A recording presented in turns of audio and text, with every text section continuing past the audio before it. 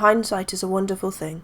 It's easy for us to look back on our lives and to think that we would have done things so much differently with the information we have now compared to the choices we made at the time.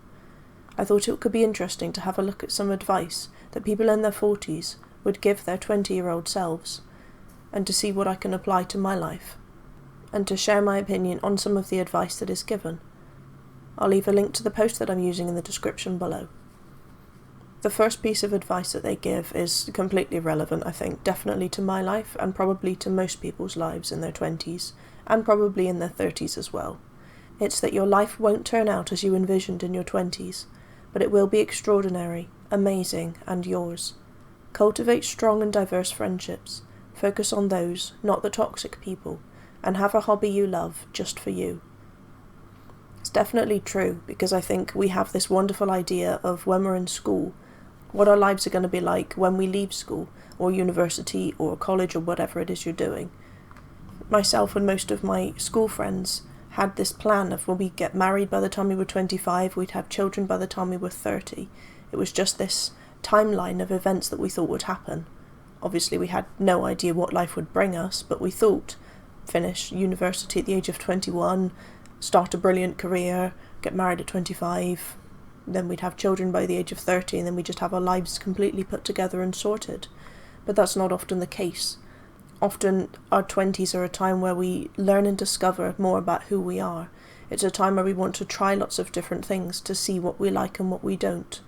It's a time for trialling different jobs when we don't have the commitments of a family to worry about. We don't have to have lots and lots of money coming in because we have all of these bills to pay for. Yes, we may have moved out, but we don't have the amount of bills that we would have later on in life. It's a time when we don't have all of the pressures and responsibilities that we should be trialing different things. We should be going and travelling, we should be trying different career paths, we should be learning more about ourselves, because this is the perfect time to do it, before we have all of these other things to worry about instead. It's important to remember that our life isn't going to be exactly what we thought it would be, but that's not a bad thing. We're able to discover so much, and that is, as they put it, extraordinary and amazing. We also need to make sure that we have good friendships, and to not feel bad if the friends that we've had throughout school, university, have drifted away. It's a lot more difficult to maintain a friendship when you're not seeing that person on a regular basis. Keeping in touch can get more difficult. You don't know what to talk about. Other things can get in the way. Life happens, and sometimes you can just forget. So it's important to find those few friends that you can really hold on to, that are there for you no matter what. And also, like the post says, to have a hobby you love that's just for you. That's incredibly important, because as we get older, we dedicate so much of our lives to other people, to our career, to our family, to our friends, to whatever else, that it can be difficult to just remember, what are you doing for yourself? Especially for females, when we become mothers, we're going to be spending a lot of time dedicating ourselves to raising our children and to loving and looking after them, and we're likely to fall lower down on the priority list. So it's important to make sure that we have at least one thing that we do that's ours, that we can come back to and recharge, to make sure that we're still looking after ourselves. That's incredibly important to do. The next piece of advice mentions live alone for a while. There are plenty of years behind you and ahead of you where you'll be sharing space with others. Take some time to enjoy having a space that's all yours, and travel more. I definitely found when I moved into my first little flat that I hadn't experienced anything like it. It was so wonderful to know that this is mine, that there's nobody else coming into the house. There's no one else I need to worry about or tell them if I'm not going to be home for dinner, or if I want to have an early night. I could just do what I wanted. I really appreciated that. It was something that I hadn't experienced before. I'd been living at home with my family, I'd then been at university living with other people, and now I'm living with my partner. So it was a very short period of time, but it was incredibly important, I think, for me to spend that time figuring out, what do I want? Do I want to go to bed really early? Do I want to stay up later? What do I want to have for dinner? Where would I like to go? What would I like to do? And I didn't have to worry about anybody else. I think that was incredibly important for me to have, and I would agree it's something that everybody should experience, even if it's for 6 months. It doesn't have to be for 5-6 years. It can just be a small period of time that you'd have to just experience what it's like to only have yourself to worry about, and to be able to sit down and go, what would I want to do right now? Do I want to go and sit upstairs and read for a couple of hours? Do I want to play some loud music and have a dance around the house? Do I want to have dinner at 9 o'clock tonight? Because why not? What do I want to do right now? That's something that you won't often be able to ask yourself, because you'll have so many other things to be worrying about. What time does my partner get home from work? What about the children? What about when other people are eating? I need to make sure it's the same sort of time. I have to wait until they've finished in the kitchen before I can cook. Whatever. It's nice to have that freedom of deciding what you want to do and when, and not having to worry about anything else. Another piece of advice on the list is to stop trying to make everyone else happy. Owning things is not happiness. Watch your money. Just because they're family doesn't mean they cannot be toxic. This piece of advice covers quite a few points, but it is very important to stop worrying about whether other people are happy, because that's often at the detriment of yourself. If you're too busy trying to people please, you're going to be missing out, and that can lead to you struggling in life. It can lead to a sense of resentment, that you feel that other people are always getting what they want, they're always happy, they're always enjoying themselves, and you're just left on the sidelines. So it's a crucial part of life to make sure that you know where your boundaries are. That yes, you can look after other people, yes, you want them to be happy, but it should never be at the detriment of your own happiness and your own well-being. That should always be in there too, and oftentimes that needs to come first. Especially when you've got lots of other priorities and you're spreading yourself thin in all these different areas. When it comes to this is time for me right now, there should be no negotiation. That should be a this is time for me, end of story. I will talk to you after, I'll help you out after, but I'm doing this for me right now. The next part of it is saying that owning things is not happiness. You need to learn to watch your money. And I know this is a very common thing for advice for people in their 20s, is to save. And again, it's a lot easier to do when you don't have lots of responsibilities. If you haven't moved out yet, or you don't have children, you don't have a partner, you don't have a massive house to be worrying about, and car payments and whatever else, it's a good time to be trying to put a bit of money aside. And if it becomes a habit now, it's likely to stay a habit in the future, so that when you do have all these other responsibilities and obligations, you still make sure that you save that bit of money.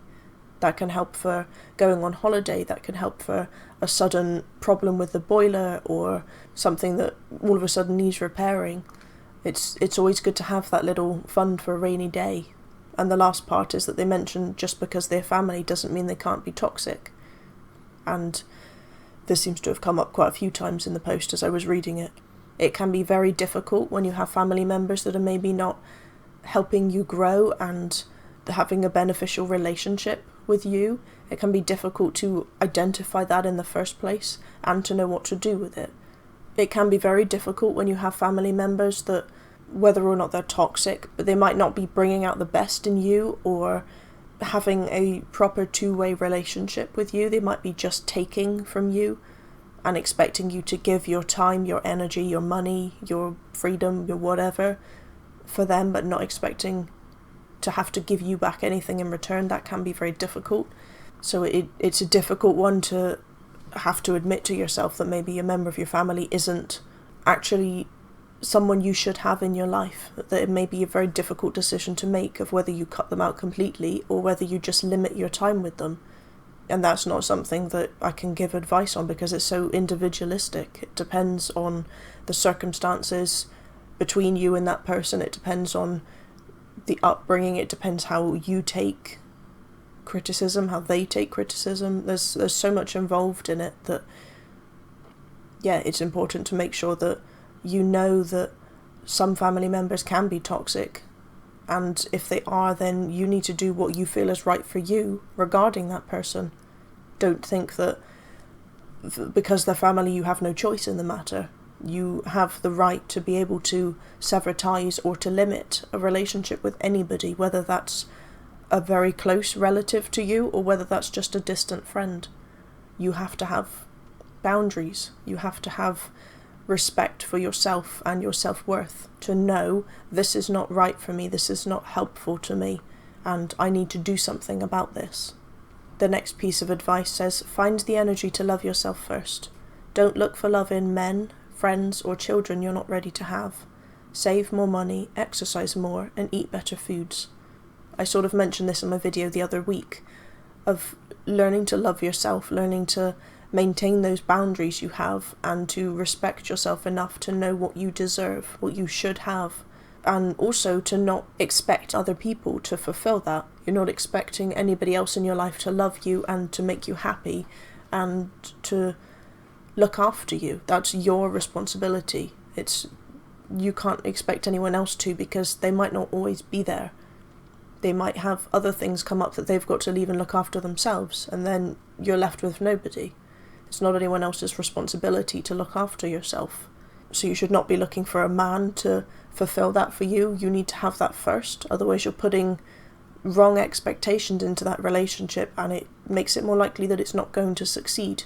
So you shouldn't be putting expectations into a relationship, whether that's with a partner or friends. You shouldn't be putting expectations onto them that they need to look after you, they need to make you feel happy, they need to love you. It's not their responsibility to do that. Of course, if you're in a good relationship with them, then they naturally will want to make you happy, they naturally will want to love you and look after you, but you should not expect that from them.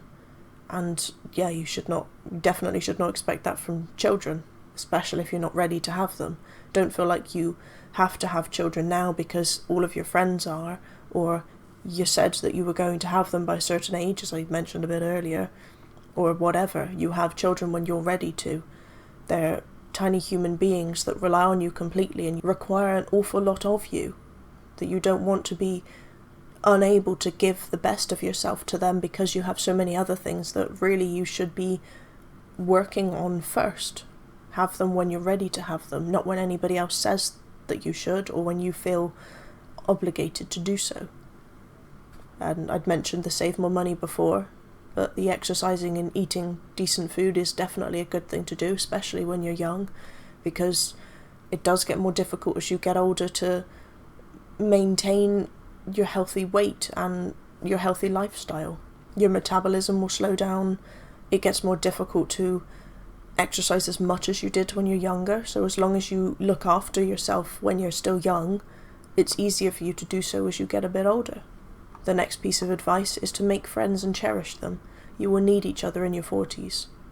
It's sort of linked in with the point from earlier that you need to have a good set of friends. You don't have to have hundreds of them, even one or two, that you can truly rely on. You can phone at any time of the day and they'll always be there for you, that you can come to them and ask for advice and they can come to you and ask for advice.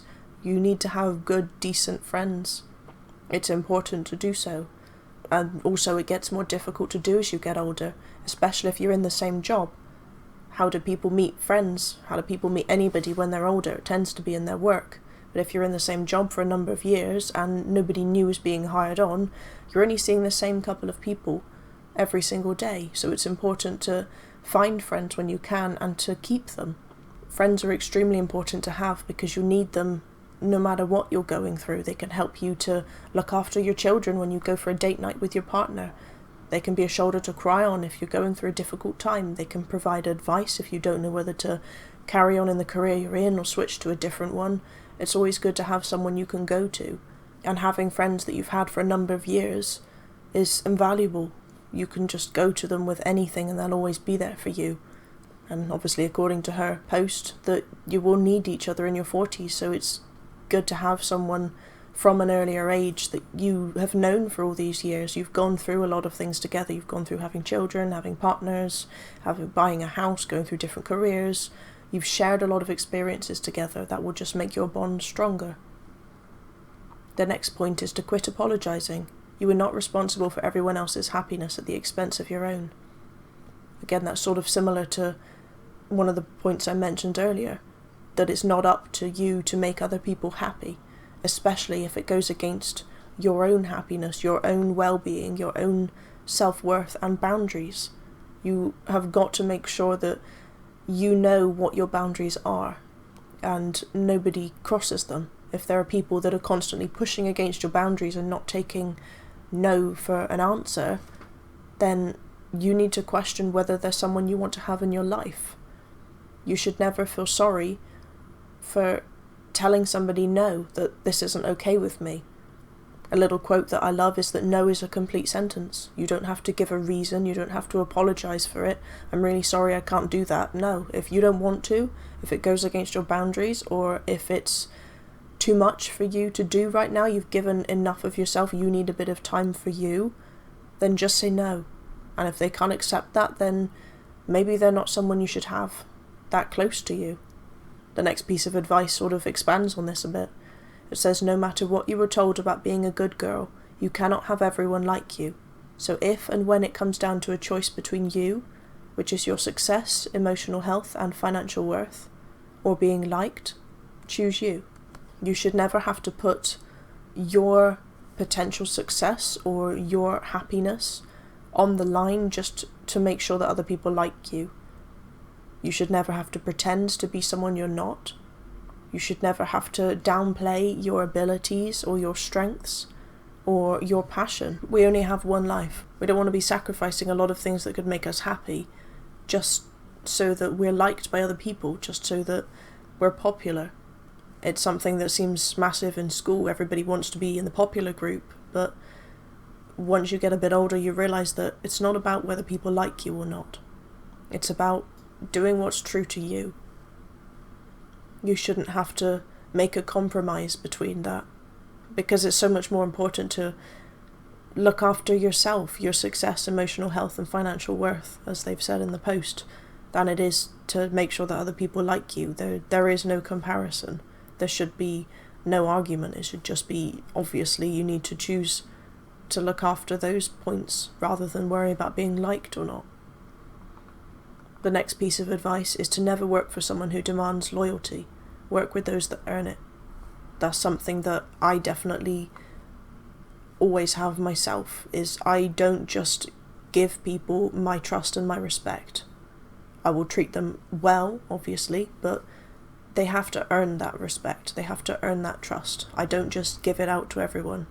I don't tell people things and wait and see if they're going to use it wisely or if they're going to go and tell everybody behind my back. I expect people to earn that from me. And the same for loyalty. It's not something that you can give to someone that you don't know well enough. It's something that has to be earned. It has to be built up over time. You can't just become exceptionally loyal to someone you've only just met. You don't know them well enough. You don't know whether they're going to use and abuse that, whether they're going to treat you like a doormat because you're being a nice person.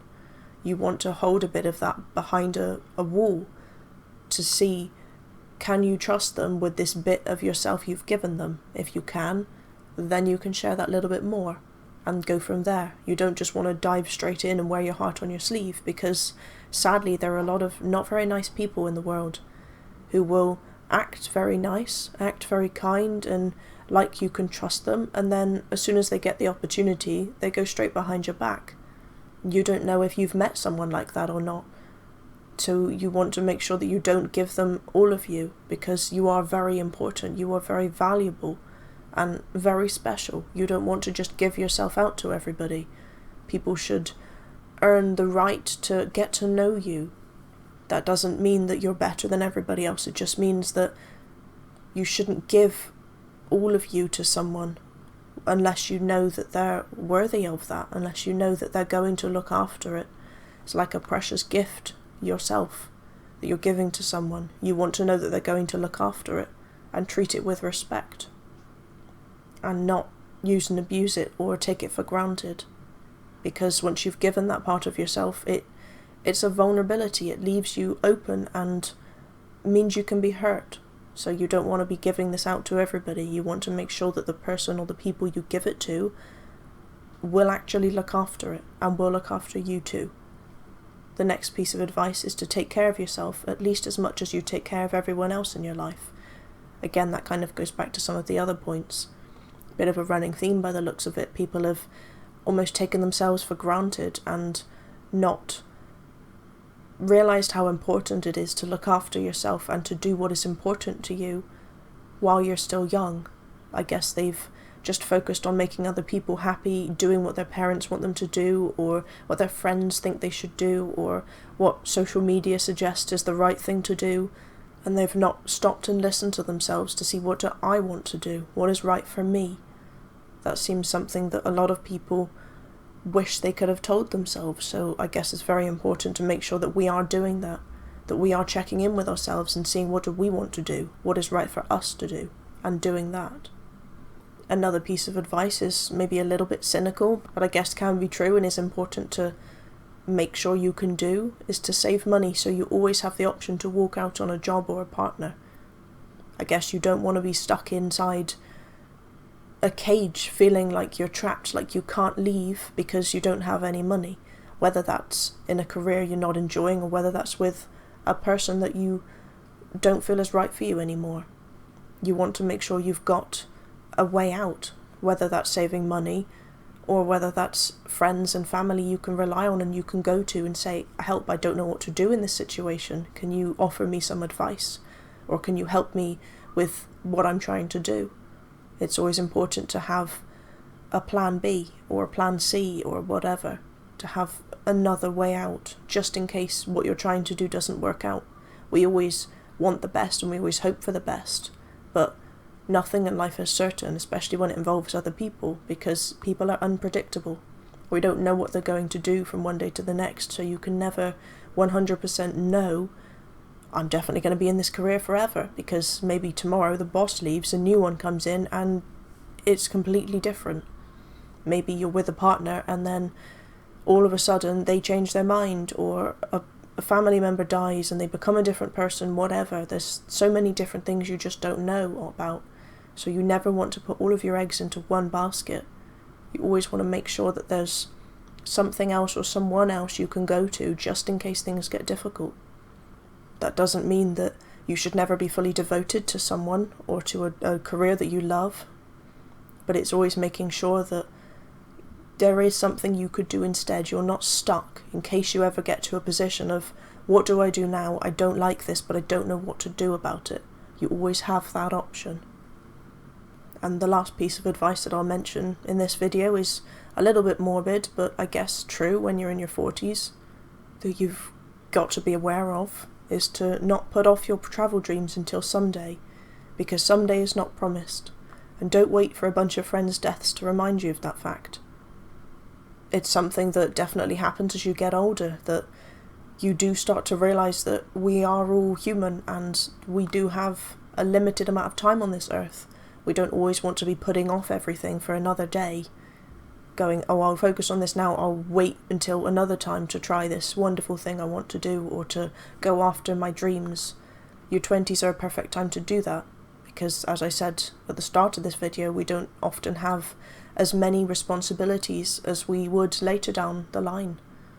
Not all of us have big careers that we've spent years in and we don't really want to leave. Not all of us have families, partners, children, a big house to worry about. So it's the perfect opportunity to try new things and to go after your dreams, because if they don't work out, it doesn't matter as much. But if you've got a partner and children to worry about, and an expensive mortgage, and 3 dogs, 2 cats, a car payment and 7 credit cards, then it's a little bit more difficult for you to make that leap of faith, because you've got all of this that needs to be paid. So when you've got the opportunity to do it when you're young, try it. That seems to be another running theme through this, is to just give it a go when you're young, when you can, because you might not be able to in your 30s or your 40s. You might have other commitments that make it more difficult for you to just give a dream a go, or to travel the world or whatever. I definitely found it interesting having a look to see what some people who were older and wiser than me would offer as advice to people my age. It's interesting to see what matters to them as they get older, what they found important and what they wouldn't do again. So I hope this video was useful and helpful. And as always, thank you for your time.